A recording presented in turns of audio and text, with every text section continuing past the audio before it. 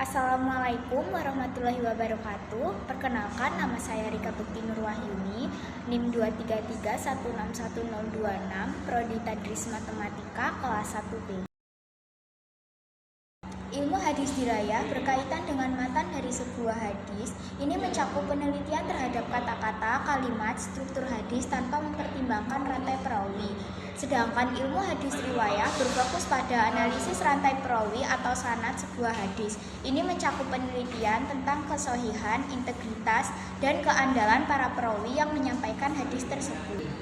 Contoh ilmu hadis dirayah, ketika seorang ulama memeriksa matan sebuah hadis untuk menentukan apakah hadis tersebut sesuai dengan ajaran Islam. Misalnya, jika seseorang ingin memeriksa keabsahan hadis yang mengklaim sesuatu tentang ibadah, ilmu hadis dirayah akan membantu dalam menilai kecocokannya dengan prinsip-prinsip Islam. Contoh ilmu hadis riwayah, ketika seorang ulama ingin menilai keabsahan suatu hadis, ia akan memeriksa rantai perawi yang menghubungkan hadis tersebut ke Nabi Muhammad SAW. Misalnya, jika seorang perawi dalam rantai perawi dikenal sebagai seseorang yang jujur dan dapat dipercaya, hadis tersebut akan dianggap lebih kuat secara riwayah. Perbedaan hadis mutawatir dan hadis ahad terletak pada jumlah rawi yang meriwayatkan kedua hadis tersebut. Hadis mutawatir diriwayatkan oleh banyak rawi, sedangkan hadis ahad diriwayatkan oleh satu orang atau beberapa orang rawi saja.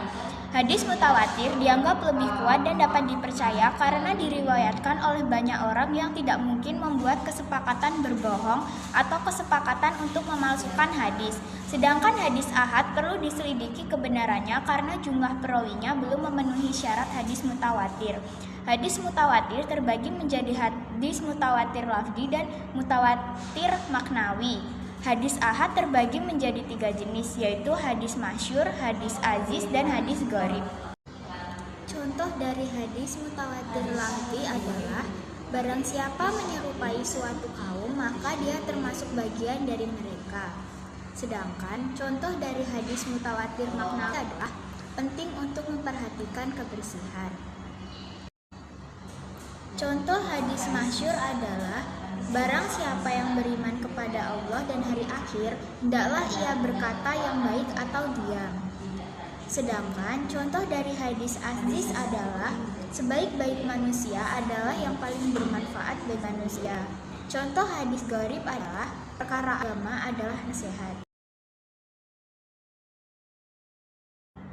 Hadis sahih adalah hadis yang memenuhi semua kriteria hadis yang dapat diterima.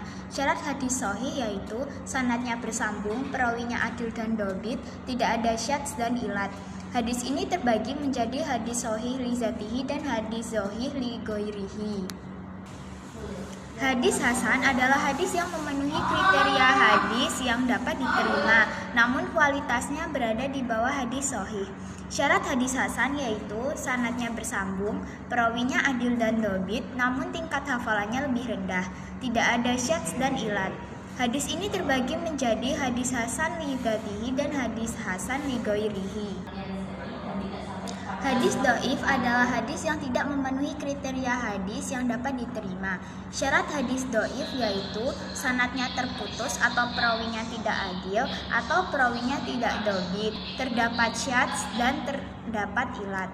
Hadis ini terbagi menjadi banyak jenis seperti hadis munqati, hadis mursal, hadis mudalas, hadis mudraj, hadis munkar, hadis matruk, dan sebagainya.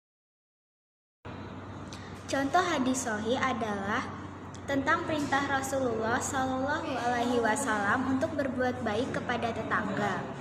Tidak masuk surga seseorang yang tidak beriman, dan tidak beriman seseorang yang tidak berbuat baik kepada tetangganya. Hadis riwayat Al-Bukhari. Contoh hadis hasan adalah hadis Aisyah tentang perilaku Rasulullah SAW. Rasulullah SAW adalah contoh teladan yang baik dalam segala hal. Sunan Ibnu Majah. Sedangkan contoh dari hadis dhaif adalah hadis tentang meniup udara ke dalam makanan untuk menghindari kehangatan. Rasulullah SAW pernah mengajarkan kami untuk meniup udara ke dalam makanan panas sebelum makan. Sunan At-Tirmizi.